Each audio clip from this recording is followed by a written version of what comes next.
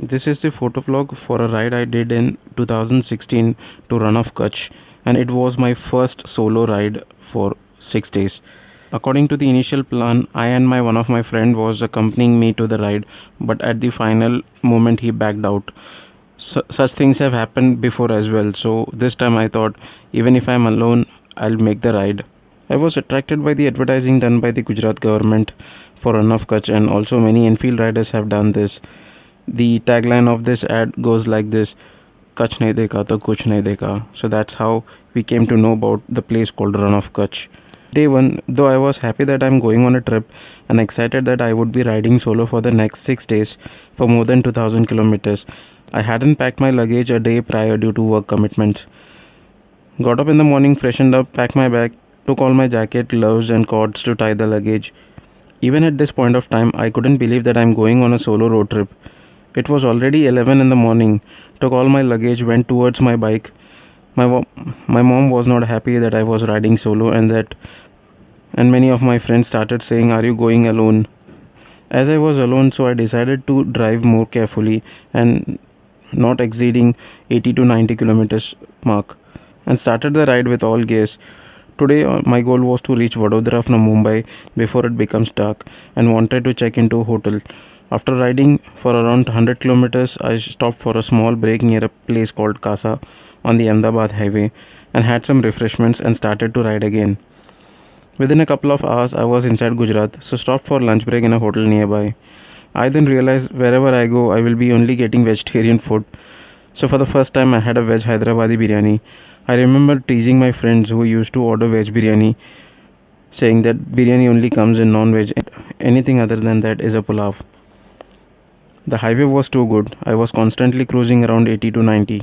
I reached a place called Bharuch and found a traffic jam for around 5 kilometers and thought my plan to reach Vadodara is screwed. But luckily I had no carriers attached to my bike, so I could easily navigate in between the trucks as I rode like this till the entire traffic at 60 kilometers per hour. Then I found out that the reason behind this traffic was a bridge being constructed. I was riding according to my schedule and took small halts every 100 kilometers. After riding for 408 kilometers, I reached Vadodara at 7:30 p.m. and booked a hotel.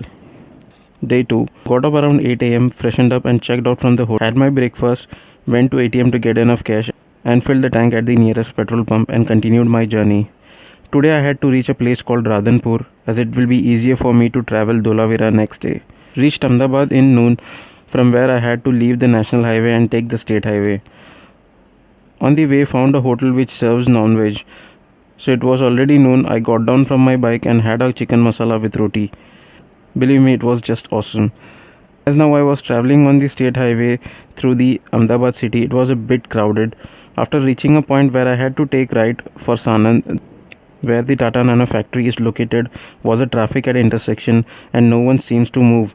After a few minutes, I got some space and took my bike through it. Back on empty road, camel carts and chakda, a vehicle made by extending the body of diesel bullet, was visible now. The roads were good with farms on both sides. Was enjoying the solo ride, talking to myself, singing and laughing. The network was strong throughout, so Google Maps are working fine. It was 7 p.m. by now and came across a decent hotel, so I unloaded my luggage and checked in. Day 3. I was excited today as it was the first day I am gonna see some place after 2 days of riding.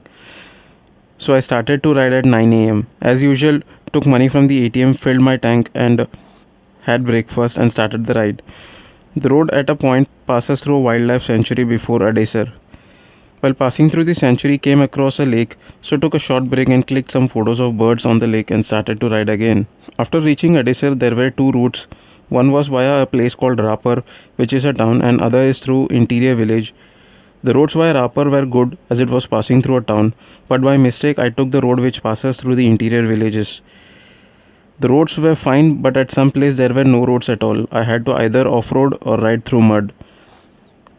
Be ready to get stressed by the people as if you're an alien. It's very common that children on the street start waving hands at you the moment they see you. At times even elders also accompany them. By noon I crossed Balasar and reached a little RANN of Kutch, and here it was I witnessed the white desert for the first time in my life. I was stunned by the view. What next? Parked my bike got onto the white desert, clicked few photos and had to continue for Dholavira. By 2 p.m. reached Dholavira excavation site, took out my DSLR finally. There were some guides available, but I chose to explore the place by my own. It was a settlement excavated from a mountain. These were the only place in India where Harappan civilization is said to be found, which dates back around 5000 BC. The settlement was well planned, which had houses connected with drainage system, that too so many years before. It had wells, interconnected water passage lines. As it is not a common tourist place, you will find only few people. Also there will be BSF center being a border area. The excavation work has been going through for years. Initially I planned to stay at a place close to the excavation site, but I finished seeing the site by 4 p.m. and still had more than 2 hours of daylight in which I could travel another 100 km. As I was driving alone, I chose not to ride at night. Also, for the first time in this trip, I found some bikers here.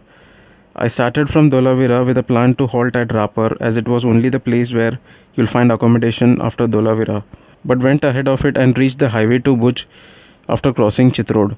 Checked into a hotel and for dinner had a Gujarati thali.